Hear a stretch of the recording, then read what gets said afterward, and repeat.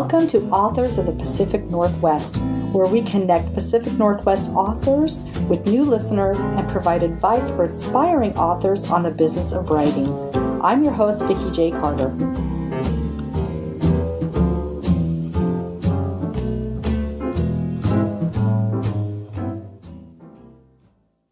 So hi there, podcast listeners. Thank you so much for coming back to the Authors of the Pacific Northwest.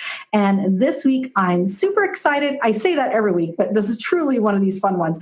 Authors that I have on, I have Jeremiah Franklin. So Jeremiah, I want to say hello to everyone. Hello, everyone. What's really great is I can pronounce your name without any stumbling. That's like, how many names can I get through without stumbling on podcasts?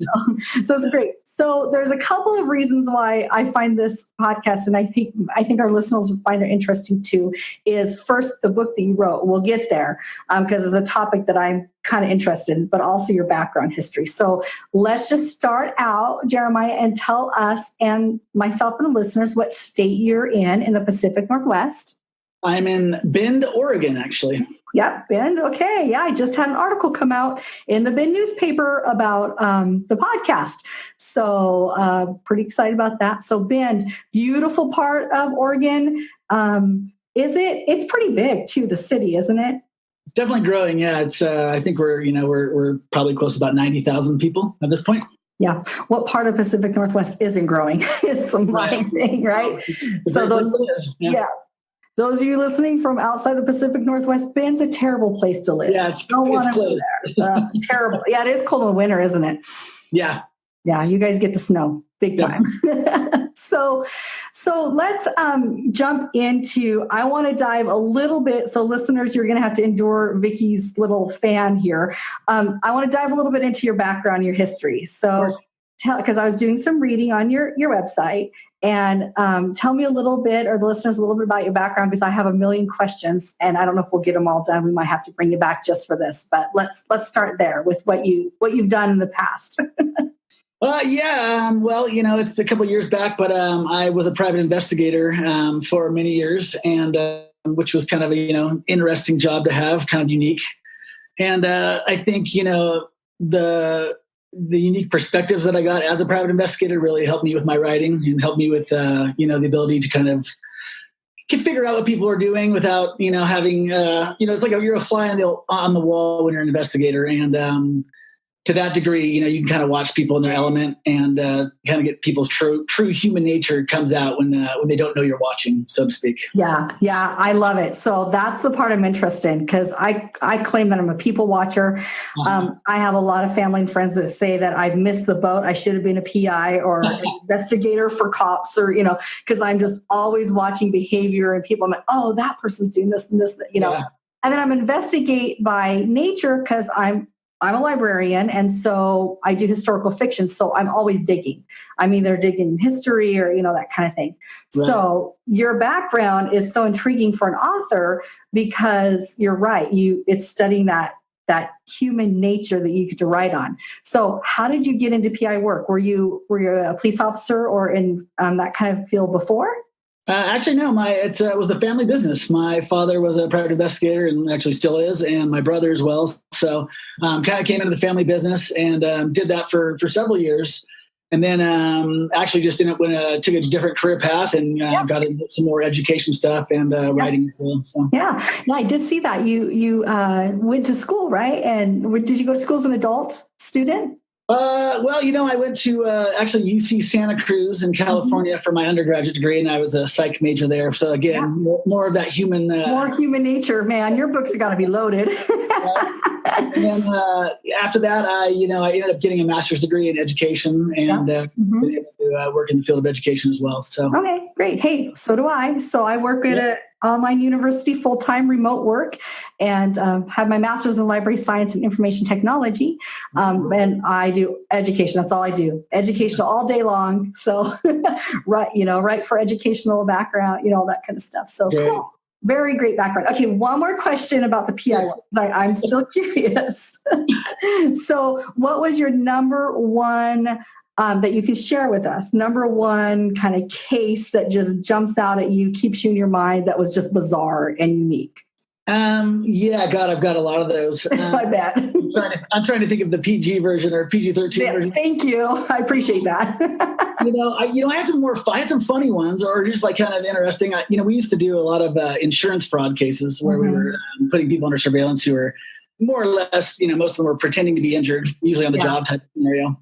And I can remember one guy who we had under surveillance for a couple of days, and he had gone into court just days before to tell everyone that he had no mobility at all. He couldn't stand. He couldn't stand for a few minutes. It hurt too much. He couldn't lay down for a few minutes. It hurt too much. He couldn't sit for a few minutes. It hurt too much. Well, I was on surveillance, and the next 2 days, he must have been a car enthusiast, because I ended up getting a surveillance video of him changing 16 different car tires on 4 different cars over different times. And, it was like 8 hours of back-breaking labor. And it's just one of those things too, where you're watching this person do this, and that they just stood up yesterday with their hand on a Bible, basically lying to everybody. Yeah. So, those kind of things were interesting and kind of more lighthearted than some of the other stuff I had. I'm sure there's some other stuff that's just terrible nitty gritty that you walk away from. You don't want to hear about, think about. Yeah, that's the truth. And unfortunately that's the case, but I think some of the stuff I saw was, kind of humorous and, just interesting in general. When you're on surveillance, like I said, you've got this unique perspective, and sometimes it's really cool. I think one of the most fascinating things that I had experienced was I was a witness for an actual case, a court case. And that whole process, the psychological aspect as a witness or being that much involved in a court case is fascinating from an author's perspective. From a personal perspective, it's draining. But from an author perspective, I'm like, I could write about court cases all day. This is crazy. Yeah. There's a lot to draw from them. Yep. Yeah. So let me ask real quick, in education, what are you doing currently in educational field? I work in special education, and a program I run is called Intensive Academic Intervention.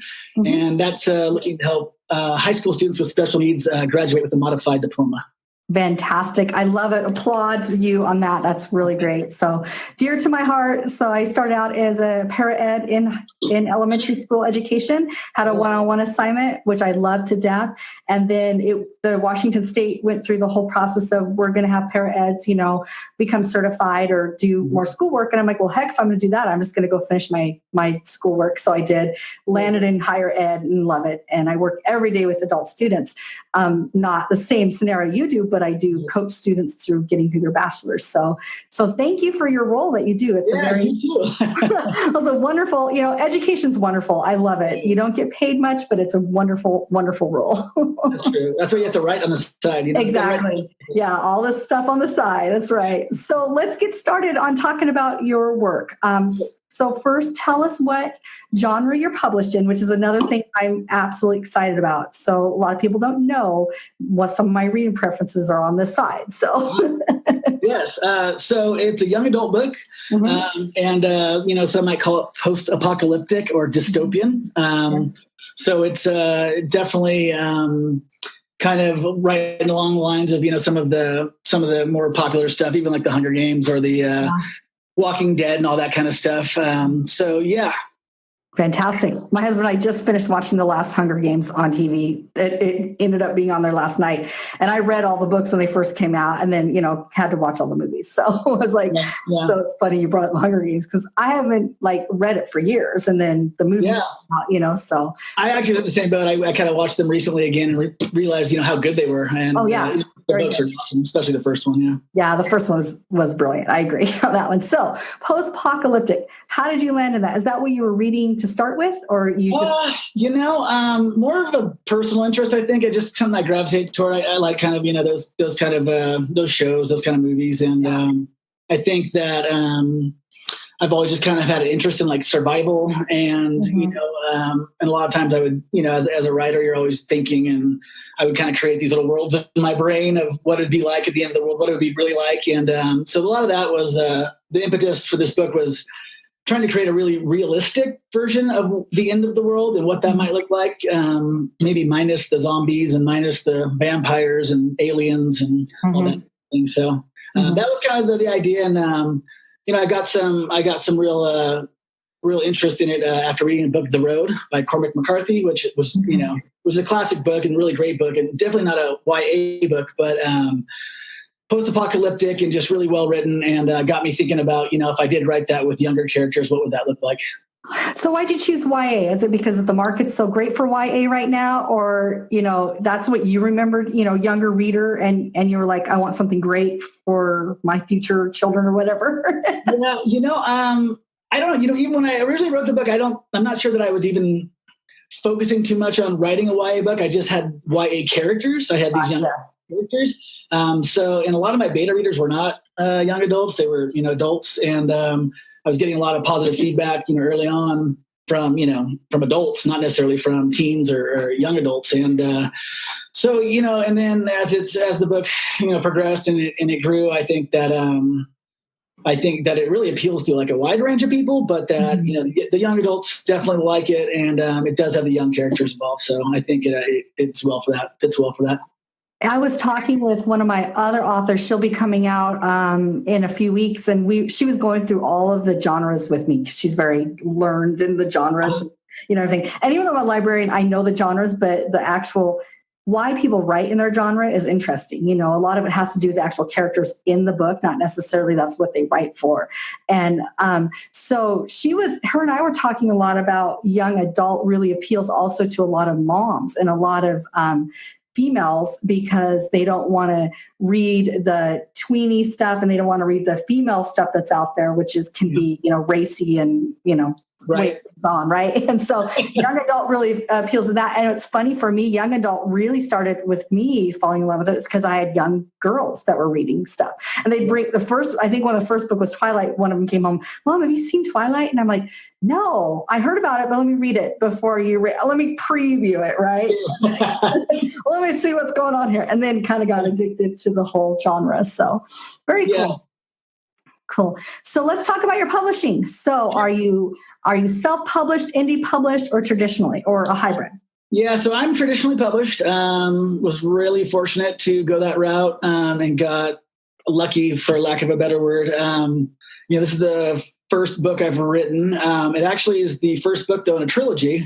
So there'll be Dark Tomorrow, Rise of the Crows as the first book, and then we'll have two more that'll be following up not too long. Mm-hmm. They're written and in editing process now. So fantastic. Exciting. So really, I was fortunate to get a really great agent, Mark Gottlieb at Trident Media, who's really one of the top agents, especially for the YA set. And that was kind of above and beyond just to start. And then he was able to get us a good deal. And now I'm working with Month 9 Publishing and Georgia McBride, and that's just gone really well. So fantastic. Total great success story.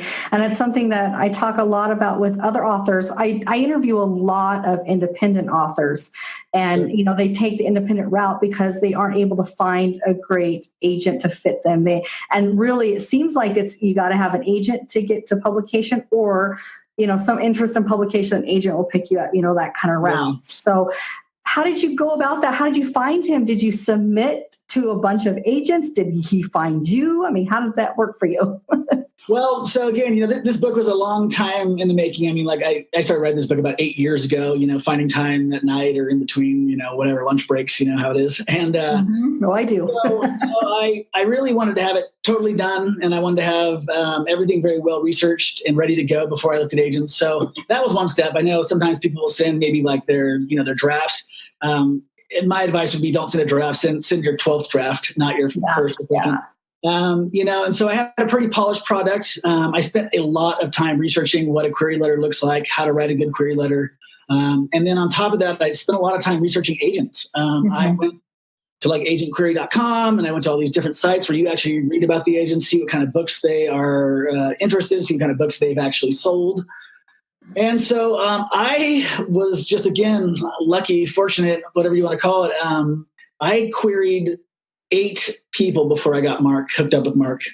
That's a low number, though. I don't think that's normal. No, I had a plan. I had a plan to query 100 agents. I was going to query 2 or 3 agents a week for unlimited weeks until I got somebody. And Mark was again, though, I had high expectations. Well,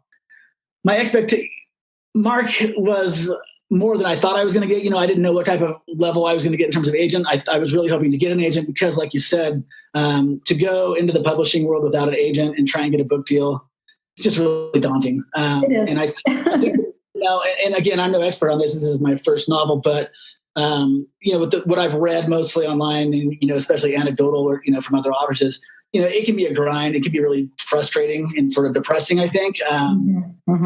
I think the goal, what I would tell a lot of others would be to aim for that, get that agent, find the right agent. And then, if you can get the agent, you've got such a better chance of getting your work in front of the eyes that you need it in front of. And that's the hardest part. You might have a great manuscript, but if it's not in front of the right person's face, you're stuck. So super true. And here's the part of your journey that I love that you're saying on this podcast is that it was your first book, so it can happen, right? But you worked on your manuscript until it wasn't your first go through on the draft. You waited and you worked on it. You did the research, and also I think you kind of employed some of your PI background skills there to do a lot of research on the right agency and the right place to go to before you started targeting them and writing those letters. So those are valuable pieces of advice for any of us out there. Yeah.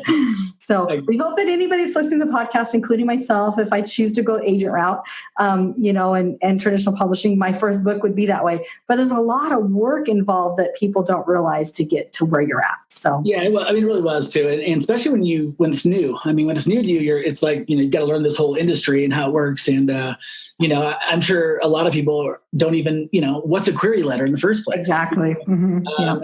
And that kind of stuff. The internet's a wonderful thing, though. If you've got the time and you've got the desire, you can get a lot of good information and give yourself a better chance of getting that deal that you're looking for. Yeah, certainly. And that's what, the genesis of this podcast came from me just starting to ask authors left and right that I found online because there's not many in my area, right? I found some in my area, but I'm like, what did you do? How did you get published? Because in my mind, it was still very much traditional publishing. So I wanted to know how they were doing that, doing my research. And then I got such great advice across the board from traditional publishing to indie publishing to a hybrid of the two that I'm like, there's other people out there. I know there's other people like me that are asking these questions. So let's just do a podcast and see what happens. And so here we are 7 months in, seeing what happens. And it's been quite fun, a lot of fun. So we talked just a little bit about how you actually found me for the podcast interview, which is pretty exciting, but you found me through your PR group. And so I usually ask individuals on the podcast some marketing tips. What are some of your marketing tips? Now, I don't know if you do your own marketing or you do your own social marketing, but if you do you have any tips for us that are doing that? It's a lot of work. Yeah, it is. So, I'm fortunate to have a whole, publicity and marketing team, with Month 9 Publishing. But that doesn't mean that I don't do a lot of my own stuff as well. So, of course, I've got, the Facebook and Instagram and Twitter. And I'm pretty active on that in terms of getting information out. And so, again, social media is big these days. And I think that's, especially if you're a young adult author, you've really got to be pretty in tune with that. I would think so. Mm-hmm. But, like in terms of this scenario, I've got an interview with the Ben Bulletin, which I think was the paper that you... Yeah, exactly. Thank you, Ben Bulletin. I think I have something coming up with them, and I'm in the works with some of the local bookstores to do some stuff. Cool. And then, obviously we're doing this podcast. And so, it's you do what you can and try and get your face and your name and your book out there. But I think coming from a small press like Month 9 Publishing, I think that, there's not unlimited money to spend on this stuff. You can't put a full page ad in the New York Times, with my book cover on there. So, maybe at some point it'll be that route, but I think right now, word of mouth and social media is a great way to just get your name out there. Yeah. I love social media. Now, social media has taken over my life, but I do love it. I used to be like on the fringes of social media to teach my students how to use it, all that kind of thing. And then I started this whole author podcast. I think it's become almost the only thing I do sometimes, to the point where I finally committed to myself, I need to hire someone to help me so that I can actually have time to write. So I'm just like everybody else. You got to find that time to write. So it's fantastic that what I do hear from you, that I hear from most authors that come on my podcast, regardless if you're signed on in a contract with a publishing house, you still have to be responsible for getting yourself out there. And that's something I'd be committed to. Yeah, that's the truth. Awesome. So tell us a little bit about any support groups that you have been involved with, maybe in your local area, writing support groups, any of those kind of groups or groups online, because I like to leave resources for our listeners of things that maybe they can access as well. If you've had support groups, if not, then cool. Awesome. But if you did, what were they or who are they? Well, I guess, I'm not sure if I'm unique or not. I really haven't had a ton of support group. This was sort of a passion piece that I started writing about, and felt real strongly about. And, I read a lot. But in terms of like other authors that I connect with, I do connect with other authors within my publishing house there. So I do have a group that I work with within that. But here locally, not too much going on for me. I am sort of I like to kind of a lone wolf kind of scenario sometimes too when I do these things. Introvert like the rest of us. and again, I feel like when it comes to my writing life, I kind of know what I want to do, and I feel pretty confident in how to get my story across. So, but that doesn't mean that in the future I wouldn't want to expand that a little bit. I think and kind of have some connections with other authors. That'd be great. Well, you will be connected at least with the groups of authors in the Pacific Fest. So that's your first big group there. And all you bin authors listening now. So now you got to go hunt down Jeremiah and bring him in your social group. Make those connections. I'm a big fan of networking and social connecting and connecting for, having people to buffer. Matter of fact, I just did something pretty big for myself because I mentor all the time in my professional role. I really came at this whole process of, I don't need a mentor. I can do this on my own. I got this, right? 7 months in, I'm like, I think I need some help. I need somebody to help bounce off my big ideas and my big timeline. And so I reached out to somebody that does mentoring for podcasting and authors. We'll see if she picks me up. She's very busy, but I'm like, I'm just going to throw it out there and realize I know I need help. And I created a group of people around me in my area. And then the podcast has become quite a bit of networking. So I'm a big fan of it. So I know what you're talking about feeling like you know what you're doing. You got it down, but maybe you'll join us at the Authors of the Pacific Northwest, our page, and feel a little bit connected there with us. Any bestsellers out there who want to mentor me, That's right. Sign them up. And then when you get that, let us know and bring them on the podcast so we can talk about that relationship. Excellent. So a couple more questions before we set the stage for your reading for listeners. First off, what is your inspiration? Or you can answer it another way. What keeps you motivated? That's a good question. Gosh, I don't know. I think, in terms of writing, I love to do it. So when you love something, you're kind of motivated right off the bat. So it's kind of in there internally and intrinsic to the get-go. And I feel like, with writing, it's sharing, and sharing your thoughts and your ideas. And this has been a long experience. Like I said, I started writing, the original book 8 years ago, and, I've got 2 more ready to come, and I've got another whole series of books I started as well, kind of another trilogy, whole nother thing. We can do that on a different podcast. Oh, good. We'll definitely make sure we're lined up for that. I think my main motivation though is, I just enjoy it. So I don't know if I'm not doing it to be, rich or famous or anything. I think I had a story in my head and I thought, what, I enjoy writing. I want to write the story. And, as I wrote it, I thought, this isn't too bad. This isn't such a bad story. And I thought, maybe other people would be interested in reading it too. So just getting out there and sharing that story is kind of my motivation. Yeah. I love it. I love it that it's the creative aspect of the story in there that you can't get out of your head. That's your inspiration. Because that's kind of, for me personally, that's where it started too. I had this fabulous story. I have a trilogy that I'm working on. My first book is near seeing the light of day yet, because I will go through 12 or 15 edits. Yeah. But that's what started with me too. And it's, developed into all this other good stuff. So, okay. So why don't you set the stage for our listeners for your reading and share with us what you can and the backstory without revealing too much. You know how it is. We don't want to share too much about your story, but we want to share enough to kind of launch us into the setting. And I'm going to go quiet while you do that and while you do your reading. Great. So the book is called Dark Tomorrow, Rise of the Crow. And it's a story really about two teenagers. It focuses a little bit more on one of the protagonists named Sawyer, who is about 16 at the beginning of the story. And basically the premise is that it's sort of the end of the world scenario. The classic virus wiped out the world. But it didn't leave behind, thousands of people. It's left behind like a handful. And so these two teens kind of find themselves in a scenario where they're left to fend for themselves. And without getting too far into it, obviously they have a lot of scenarios that come in to play where they're, forced to, fight for their own lives. And eventually they meet up and kind of fall in love and, go from there. We don't want to spoil too much of it, but, it really is a love story. It's a love story. It's a thriller. It's dystopian. It's post-apocalyptic. I mean, I think that, like I said, it'll appeal to a really wide range of readers.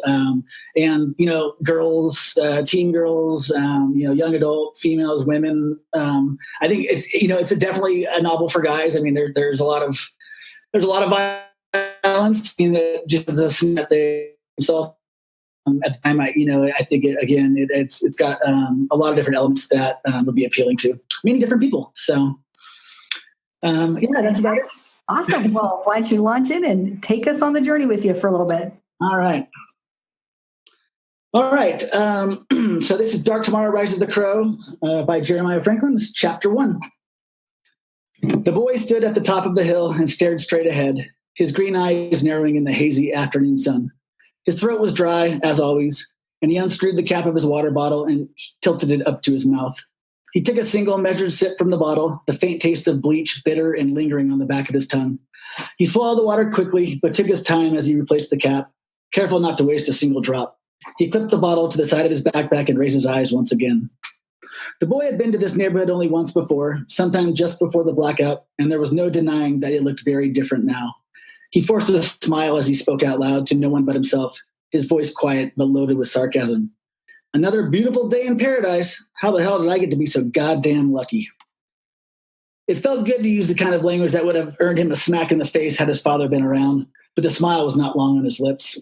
Since the beginning, he had held on to the hope that the estates on the hill had somehow escaped the looting and the fires that had followed the blackout, that the rich people's money and the tall gates that money had bought had proved their worth. But now, when the boy finally arrived, he knew that he had been wrong, and worse than that, he had been naive. In the end, the gates had not held, and the pristine homes that once lined the street were now little more than blackened skeletons of charred wood and metal. The boy was not exactly sure why it bothered him so much this time. He had seen it all before. It had been the same in almost every neighborhood he had come across in the last year. The withered bodies of those few who had dared to stay behind, the homes burned, the roads littered with abandoned vehicles and debris. He knew that it was simply the way it was now, but for some reason, this time it felt different. This time it hurt more. The truth was that the fall of humankind had been nothing like the boy had been told it would be, and in some peculiar yet uniquely teenage way, he felt as if he had been cheated. His generation had been conditioned from birth to expect the spectacular, to always presume the fantastic. But Armageddon had not come with a brilliant flash or the blockbuster finale. The machines had not taken over. There had been no zombie outbreak, no hostile alien invasion. There had been no global thermonuclear war, no doomsday meteor, no 4 horsemen of the apocalypse. In reality, the final days had been nothing like Hollywood had promised him they would be. And as the boy looked over the burned out homes and the piles of garbage that would hopefully contain his next meal, he knew firsthand that the end of the world had been anything but spectacular. He continued walking down the street for another full block before he finally came to a stop beneath the shredded fronds of a dead palm tree. A dozen or more crows were picking through a pile of garbage a short distance away, and they stopped to eye him suspiciously as he bent down and picked up a good-sized rock. It seemed amazing to the boy that of all the creatures who had survived the virus, the blackout, and the chaos that ensued, it was the crows that had fared the best. And while the boy had not seen anything more than a single living dog in more than a month's time, the number of crows seemed to have multiplied exponentially, and the boy stood up and tested the weight of the rock in his hand. The nearest bird was at least 40 feet away, but the boy was deft with the throw, and he took several steps forward and let the rock fly. The stone hummed past the head of the largest crow, missing by mere inches, and the boy laughed out loud, his green eyes flashing brightly. Ha! Just miss. Next time you won't be so lucky, filthy crow. Despite the gnawing hunger in his belly, the boy had no intention of eating any crow he might kill that day, or any other day for that matter. The bird's meat was technically edible, but the boy had discovered early on that raiding houses and rummaging through the trash was a much more efficient means of feeding himself, and he continued moving forward. The boy had no idea how or why the heaps of garbage had come to rest where they now were, but he approached the nearest pile with unabashed hope and slipped his arms deep into the muck. His hands moved in tandem, unseeing fingers feeling, sifting, sorting, and it was not long before he felt something round and familiar roll across his palm. He closed his fingers tight and pulled his find up from the garbage and into the sunlight. He had found nothing more than a single shriveled apple, its skin now brown and desiccated, but the boy smiled nonetheless, his mouth watering. He whispered quietly to himself, his words drawn out, his voice mimicking the announcer on an old game show he remembered watching as a child. "Jackpot! We have a winner!" He shoved the apple into his backpack without hesitation and continued searching, reciting one of his father's familiar sayings as he worked. "Take whatever you can get whenever you can get it. Isn't that what the old bastard used to say?" The boy had only begun to talk to himself in the last month or so, and he was growing more comfortable with the idea each passing day. At first, he thought it meant that he had begun to go mad, but the boy had seen firsthand what that looked like, and even what that smelled like, and he figured at the very least, he was no more insane than anyone else who had stayed alive for this long. In truth, the boy was remarkably stable for all that he had seen and done, but it was also true that he had been uniquely well prepared for such an existence. For better or for worse, the boy's father had substituted military-style training and discipline for love, and the lessons have been both simple and painful. Follow your instincts. Compartmentalize your feelings. Train to exhaustion. Survive at all costs. Some would have called it abuse, but to the boy, the intense physical and mental training that he had been put through at such a young age was all that he knew, and in that respect, even he could not deny that his father had prepared him well. The boy's name was Sawyer. He was big for his age, and although he was thin from lack of food, his wide shoulders and large frame were built to carry muscle. He was attractive in a rugged way, his hair an unremarkable brown, his nose a bit crooked, his lips a half size too big. However, it was his eyes that truly distinguished the boy. Set widely across his face, they were a sparkling shade of emerald green that seemed to glow in the vanishing light. And although the boy was barely 16, one look into his eyes betrayed the fact that deep down inside, he felt much, much older. He was dressed in the only clothing he had, a pair of worn dark blue denim jeans and a black t-shirt with the outline of a redwood tree and the words renew, reuse, recycle emblazoned in faded green on the front. He thought his t-shirt's mantra was humorously ironic, considering it was now his only option. His feet were wrapped in duct tape-covered hiking boots, and the bill of his baseball cap was torn and slightly crooked. On his shoulder, he carried a Mossberg pump-action shotgun, and on his back, a brown leather pack loaded with gear. A long, dull machete knife was tethered to one side of the pack, and a dented gunmetal gray water bottle hung from the other. Inside the backpack, he carried a variety of items that he had deemed essential, including a bottle of bleach, a small flat-edged crowbar, a hatchet, a pair of binoculars, some random hand tools, and a makeshift grappling hook with 30 feet of knotted rope. Wrapped in a plastic shopping bag is a roll of duct tape, a roll of electrical tape, a thin plastic tarp, some clean bandages, several cotton rags, and a nearly full box of 00 shotgun shells. The two small pockets on the side of the pack were equally loaded. One contained a stainless steel buck knife, a Leatherman multi-tool, a 9-volt battery, and a sewing kit. The other pocket held a length of aluminum wire, a handful of steel wool, and a single flashlight. Of all the items that he carried, it was only the ammunition, the shotgun, and the water that truly mattered to him. The single box of 00 shotgun shells and the 12 gauge had been among the few items that his father had not taken with him when he left, and the boy carried the loaded weapon both out of necessity and as a cold reminder that he was quite literally all alone in the world. And while it was true that in the beginning he had used the weapon only in self-defense, it had taken only a few days without water before the boy had been forced to take more extreme measures. Right or wrong, Sawyer had discovered that taking the precious liquid from one of the few remaining survivors was often his only option, and more than a few men had either given up their water or taken their last breath looking down the barrel of his shotgun. In truth, the boy took no pleasure in the act of taking another's life, but if he had learned only one thing over the past year, it was that water was not only something to hope for and something to search for, but also, when it came down to it, something to kill for. Nevertheless, the boy also needed to eat, and he continued scavenging for another half hour before he finally gave up and wiped his hands down the front of his jeans.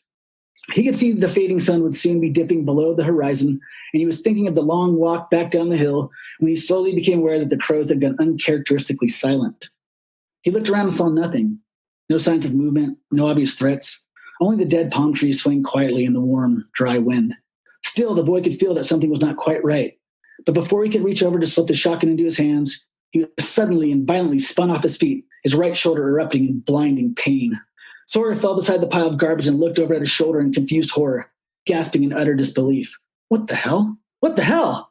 Buried deep in the meat of his shoulder was a heavy 100-grain broadhead, the long black shaft protruding into the sky, the bright red and blue fletchings of the arrow bobbing up and down with the heating of his chest. Sawyer was more than just surprised to see an arrow lodged in his arm. The boy had not seen another living human being in over a full month, but it was not until a second arrow whipped by only inches from his head that he realized he was in very serious trouble. His mind was spinning, and all he could think was that he had to find cover, and fast. He peeked above the mound of trash and tried to think. There was a burned-out Chevy truck resting 20 yards to his right, and a cluster of dead palm trees about 10 yards to his left. He could easily make it to the trees, but they offered little cover. He looked back at the truck and noticed that there was a break in the wall just beyond the vehicle. The boy took a deep breath. He had no good options, but he knew that he had to move. He counted down from 3, got his feet underneath himself, and then burst out from behind the pile of garbage, sprinting the full 20 yards and reaching the truck just as another arrow skidded off the vehicle's hood and whistled in the sky above him. Sawyer crouched down behind the truck and tried to catch his breath. Against his better judgment, he looked over at his injured shoulder once again. The arrow was still there, dangling grotesquely from his arm, and a steady flow of dark red blood was now leaking from under his sleeve. There was no question that the boy was scared, but he tried to fight the rising panic, to control his thoughts like his father had taught him. He closed his eyes for a moment, ignoring the pain, focusing his mind. Sawyer had been taught that his fear could be choking of his pulse, the hairs standing up on the back of his neck. It was almost as if a switch had been flipped somewhere inside the boy, and buzzing with the burning energy, the shock of the shoulder and one unbroken window of the truck, his eyes scanning every inch of the street. A minute ticked by, then another. He was so keyed up that he was almost shaking, but still he saw nothing. Another minute passed. Sawyer looked down at his shoulder. The adrenaline was masking the pain, but blood was now running freely down his arm and collecting in a small pool at his feet. He knew right then that he could not wait much longer, but he suddenly caught a flash of movement at the end of the street, and the boy's eyes instinctively narrowed. It took him another minute, but then, just as he was about to give up, Sawyer saw him. Crouched in the shadows below a cluster of dead eucalyptus trees was the fuzzy yet unmistakable silhouette of a man holding a bow and arrow, and the boy whispered quietly under his breath, "I see you, Bowman. I see you now, Bowman. I see you now." The tree line where the Bowman lay in wait was at least 50 yards from where Sawyer now stood, and the boy quickly began to calculate his options. He could either stand and fight or cut and run, and even though the boy wanted nothing more than revenge at that very moment, he was no fool. The break in the wall was just across the street, and he had lost more than enough blood already. He was not happy, but he had made his decision. It was time to run. He took the moss spring in his one good hand and said, "All right, Bowman, let's see if you can hit a moving target this time." Sawyer took one last breath and quietly counted down from 3. 3, 2, 1, go. With every last ounce of speed he could muster, the boy exploded out from behind the truck, raising the shotgun with one hand and firing blindly toward the trees as he ran. He knew that the single spray of buckshot was useless except to buy him a half second of time, and he could only hope that it would be enough as he put his head down and raced toward the break in the wall. At the end of the street, the Bowman barely blinked as the shotgun blast spread out harmlessly in the trees above, but seeing that he had one last chance to hit his target, the man took in a deep breath, pulled back on the bowstring, and let the bolt fly. With the arrow cutting through the air at more than 400 feet per second, Sawyer had no time to react, and there was little he could do but flinch as he felt the arrow strike home. Still, the break in the wall was only steps away, and before the Bowman could draw his bow again, the boy slipped behind the wall to safety, one bloody staff still dangling from his shoulder, another fresh arrow lodged deep in the side of his backpack. Awesome. Now we have to read the rest of it to find out what happens. I love it. Fantastic. Jeremiah, thank you for transporting us into post-apocalypse without zombies and and vampires and, awesome. Very, very good. So listeners, if you loved this beginning to this story, go find Jeremiah on the show notes. Get his book, write a review. Make sure you write a review. And thank you so much for being here. We'll bring you back when your other books in the trilogy come out and your other trilogy comes out. Yeah, thank you. Thank you so much. I really appreciate it. I had a great time. Awesome. Thanks. All right. Take care. Thank you for listening to the podcast. We hoped you loved hearing from the author as much as we did. If you did enjoy the author, make sure you find them on social media. Buy their book and write a review. Are you a published author and would like to be featured on the podcast? Visit us at our website to learn more. You can help support the production of this podcast by following us on Facebook, Instagram, and Twitter. Share the podcast with your friends. And most importantly, become a supporter.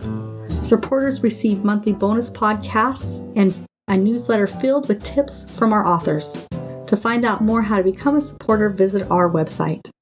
And finally, I hope you always remember to enjoy the journey. Until next week, this is Vikki J. Carter saying goodbye.